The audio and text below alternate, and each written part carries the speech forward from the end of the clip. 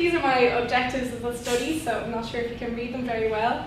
But I first wanted to look at the driving factors for why people started to self-quantify and in what way they were doing it, what they discovered about themselves, what they thought the benefits and barriers were, and their overall experience and how they feel it's going to go into the future. So the way I did this was, first I did an online survey, which I'm sure a few of you probably filled out, so thank you. And then I did some semi-structured interviews to get a more in-depth overview of how people found the process. So I did this through SurveyMonkey, and then my interviews were through Skype, and I analysed it using SPSS and an inductive thematic analysis approach. So moving on to the results of the survey, we didn't get a huge response rate. I got 25 responses, 11 of which were male, 8 were female, and 6 were undisclosed. The average, or the full age range was 18 to 84, so we got a few higher age group people, which was great, but the mean age was 25 to 34. So based on work and or employment status, they were all coming from a high social economics background. And this was my first set of results. I hope it's clear. But the main things that people are currently tracking are weight and exercise, which is unsurprising. And the least things that people are tracking would be blood glucose levels and alcohol consumption. One of the reasons for this could just be that there's more tools available for tracking your weight and exercise, which would go onto my tools here, which is mobile applications and wearable devices being the highest. So it's harder to track your blood glucose levels using your phone or wearable technology, so that could have affected these results. Then I looked at the usability of the tools themselves. So this was just how people felt about their tool. Was it easy to use? Did they see a lot of inconsistencies when they used it? And so they were given all of these statements, and the purple is agreeing, so that would be probably the one you should focus on the most. So people are overall quite satisfied with their functionality, but did see some inconsistencies with their tools. And yeah, Justin will send these on to you if you want to have a more in-depth look. And so then this question was to look at the actual process of self-tracking, not the tool itself. And so did people find it enjoyable? Did they lose interest quickly? Was it something they found sustainable? And so people were a little bit undecided about whether it felt like a chore. And a lot of people who had said in the interviews that sometimes they find it hard to drop a variable that they've started to track. And so it all kind of builds up and you end up tracking maybe 10 or 20 things, and it can be a bit stressful. But yeah, overall they found it enjoyable and it motivated them to keep going. So in the survey, people were given a comment box to state what they thought were the main benefits of self-tracking.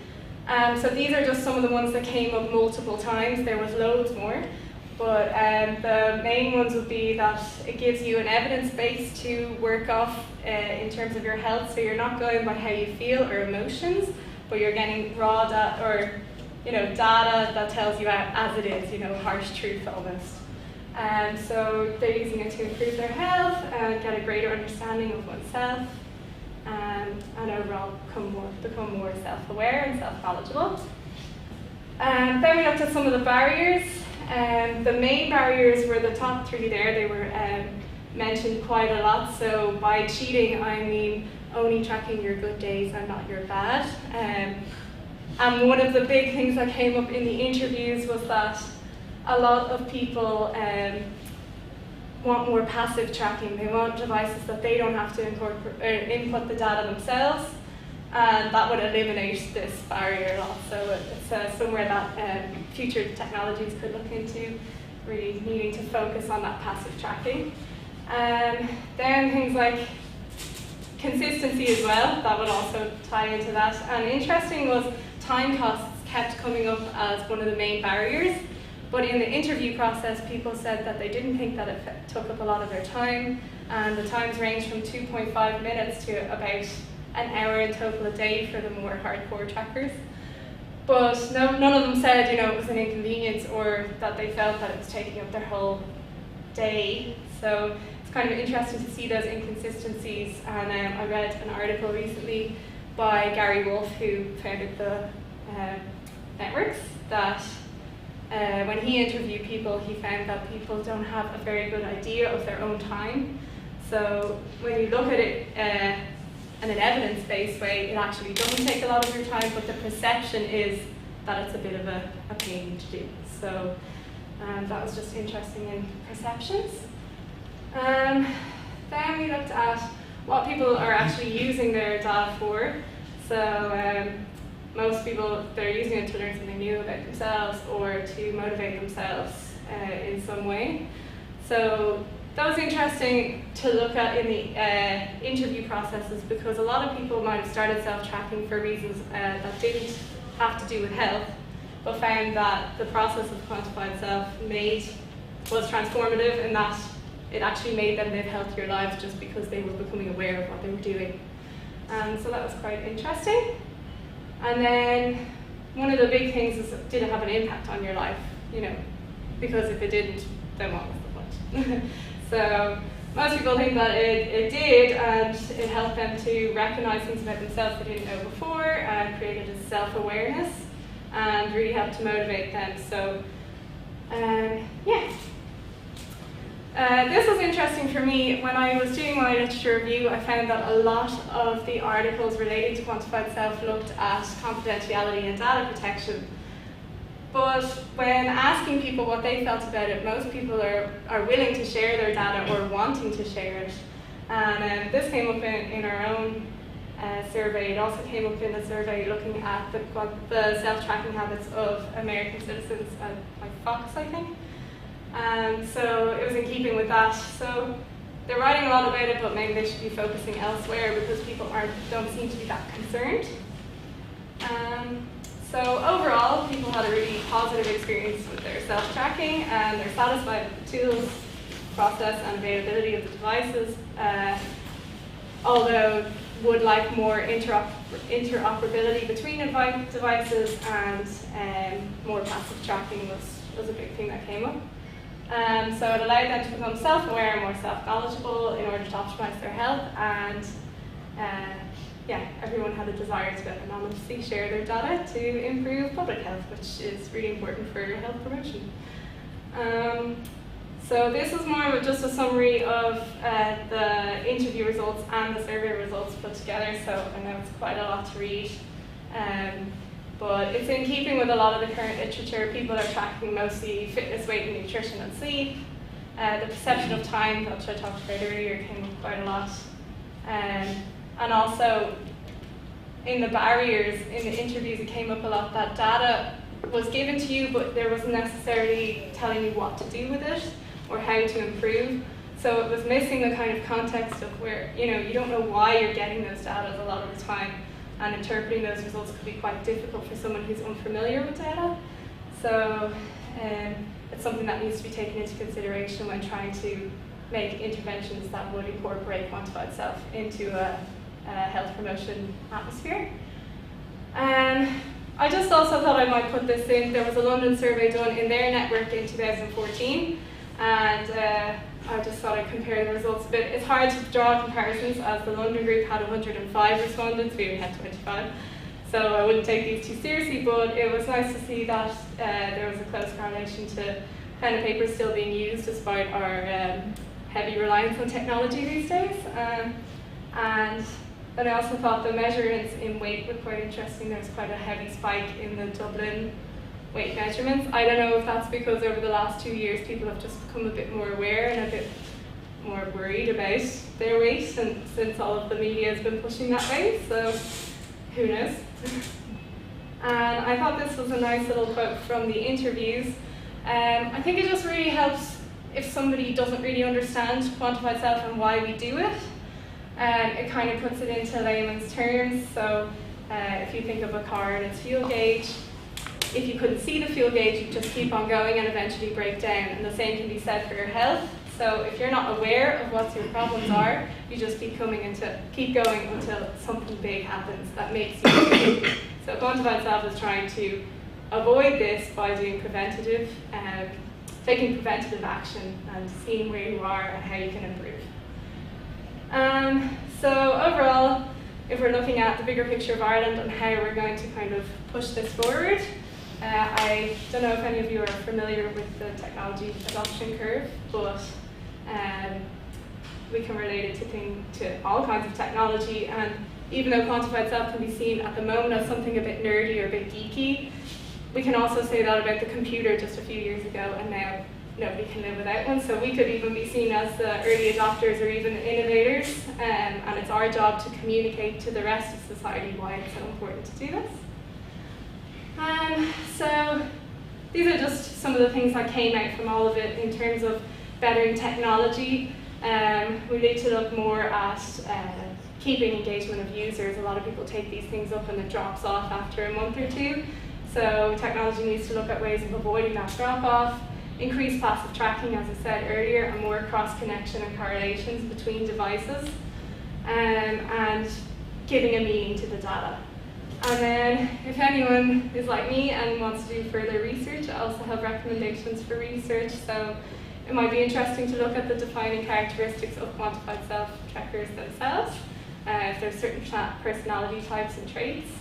Also, I was looking at a very selective sample of high socioeconomic status participants, so it might be interesting to see how other social classes have found it, what their experiences are, and what they think the benefits and barriers are. And then looking at the actual impact, a lot of the published research only looks at integrating self-tracking habits in a healthcare setting for the first 6 months and how people got on. But in order to develop a larger evidence base, we need to look at the long term. So yeah, that was just thought might be helpful for anyone looking to get into some research. And that's kind of all I have to say. I hope it was at least a little bit interesting. And yeah, if anyone wants more information on it or anything, I'll pass my contact details on to Justin, and you can get in touch anytime. I'm happy to answer any questions if you have any. I hope I didn't talk too fast. I feel like I was really powering through there. There's just a question, just a general question, not specific about the research. But okay. There's a big push like for things like Fitbit now, and you see them in the retail shops in Argos and Harvey Norman. But I'm just wondering what are the retail sales for devices like that at the moment? You know, I know this isn't what you were talking about exactly. But yeah, I mean, I know that they're definitely becoming more popular, and as they're getting better, I mean, they're getting better all the time, and they're getting a little bit more reliable. So I know, sales have increased on them, but I wouldn't be familiar with exactly how. I don't know if anyone else is. But I didn't really look into that. Sorry? Yes, no early adopters here. Sorry, I still can hear I you. guess there is no early adopters here on the Fitbit. Yeah. or just didn't get a Christmas present of one, you see. Oh, it's coming. Just hinting right now, yeah. You didn't know anything on the upkeep, like do people do it and drop off, or do most people who start logging stay?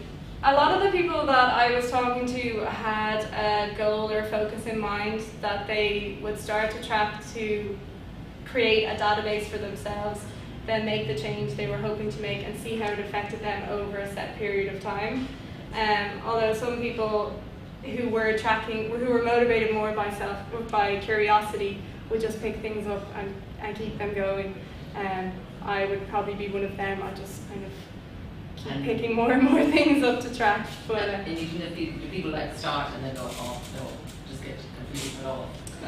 I think not so much that, but well, kind of that. But a lot of people started and then would keep dropping off and picking it back up. I suppose in the same way as anything health related, taking up a diet, you keep falling off and coming back to it, and I think that's where the passive tracking really comes in, because sometimes you just don't think of it, maybe you're on your holidays or whatever, and it can be hard to get back into it, but if passive tracking devices are there, you don't have those issues, so yeah. Anything else? Jen, you mentioned one of the hardcore trackers spending up to an hour a day tracking. Yes. Do you, I wonder what were they tracking? Like, can you run through the entire menu of everything they did for an hour? Well, it would be an hour total in the day, so it would be more like half an hour in the morning and maybe half an hour in the evening, as opposed to other people who might do 2 minutes when they're on the bus, kind of on their phone. But yeah, confidentiality, can't say exactly what, but I did have one self-tracker who pretty much did it all day long, and it was illness related. So I suppose if you have such a strong motivation for something, you're going to be more inclined to be really hardcore and into it, you know, whereas a lot of people are just doing it for self-interest and, you know, a little bit of health. But if it's, I suppose it depends on the severity of what you're tracking, you know, in that kind of way. So there are, I mean, just as a story about, I don't know, the False Ireland, the CSO wanting to use mobile phone data of tourists to see exactly where they are in the country at any point in time and what attractions to go to and what nationality they are based on their home SIM card of the phone company they use. So it is possible to possibly in the future you go just to your mobile phone company to get the data about yourself. Yeah, exactly. That's one of the things that I also came across a lot is that I think it's Deborah Lupton, I think her name is. She writes a lot about Quantified Self, and one of the things was that she had divided into 5 categories of the first 3 being it was pushed by the person themselves, and the last 2 is either, you know, tracking that you're unaware of, like your phone, for instance, or the 5th one was other companies buying your data off those first ones. But it can also be done personally. Like I came across, I don't know if everyone's heard of it, it's called Asthmapolis, I think, and it's a little GPS tracker that attaches to inhalers. What they did was, it was Louisville, Kentucky. All the asthma sufferers in that area got this device, and they were able to track where they were getting attacks, and in that way they created this map that had all the asthma hotspots. So I think, like, you know, so that you could see where the danger areas were. But I think that's really cool and help that, like, it will be more community-based health promotion in my eyes, that they could do something like that. So I think there's a lot of positives to companies or personal people being able to share that data. I suppose that's more like big data, which I didn't look too much into, but it's interesting. Were there any standout trends in terms of how people educate themselves in terms of how they use the technology or how they want to measure specific variables? There was, in the interview, I asked a lot of people if they thought that you needed specific skills to interpret your data and understand it, and it was about 50-50. Some people just said, you know, it was easy and the devices themselves make it accessible to the average user. And some people thought you needed, you know, a specific skill set. But I think if you look at my sample, because they were highly educated, a lot of them were working in technology, they were familiar with data anyway, it's hard to take, you know, the results of that. That's why I was saying it might be interesting to look at other social classes who might have Fitbits and how they use their data and how they found the process. It would be interesting to compare the two, but didn't have enough time for that, sadly. Maybe next time. So did you have to educate any of the interviewees on specific tools to use, or was that something they did themselves? No, I was purely asking them what they do. Not allowed to kind of influence anyone in any way, so they were educating me mostly. So I learned a lot about Quantified Self. I only joined the network, I think, in October, so it's been a big learning experience for me, and I've just discovered how many tools and how many variables you can track, and in all the different ways. So I'm sure there's loads of things that I missed being such a early participant in it all, but no, they educated me. It wasn't the other way around.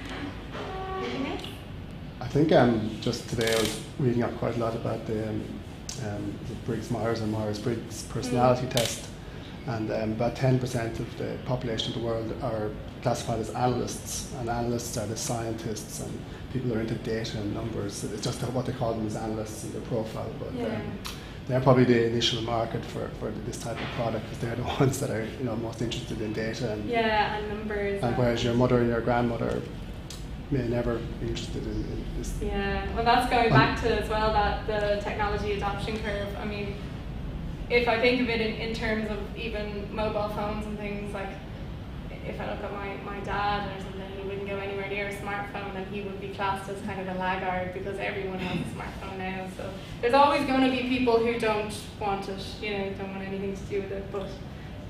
But although the change could be where they're actually forced to wear it. So if their health insurer says you're going to get a discount of 20% if you do this many steps per week, or your heart rate variability is in this good threshold, below this threshold, that might be the incentive. Or their healthcare professional says, now you're going to have to wear this now.